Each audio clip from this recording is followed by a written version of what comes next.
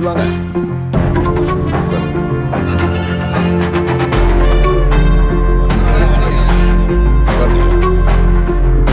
உங்களெல்லாம் ஏன் இங்க இப்ப வர சொல்லிருக்கேன்னா, கொஞ்ச நாளா என் மனசுல ஒரு விஷயம் கொடுத்துட்டு, நம்ம காத்தாய் அம்மனுக்கு 10 வருஷமா திருவிழா நடக்கும். இந்த வருஷம் திருவிழாவை நடத்துறாங்க.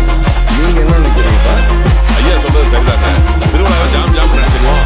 அன்னையும் மழையும் நம்பி இருக்கிறது நம்ம ஊர்.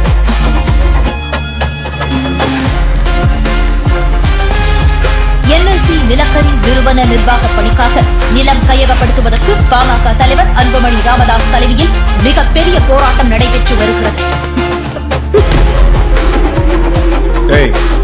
நானும் வந்ததுன்னு பாத்துக்கங்க. என்ன எதுவும் விசாரிக்காம தேவையில்லாம கோபப்பட்டுருங்க.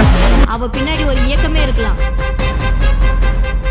தப்பானவங்களை கொலை பண்ணது நீ இல்லம்மா, சாமி தான். டிஜிட்டல் உலகத்துக்கு ஏத்த மாதிரி தண்டனை சட்டங்கள் எல்லாம் கடுமையாக்கப்படும்.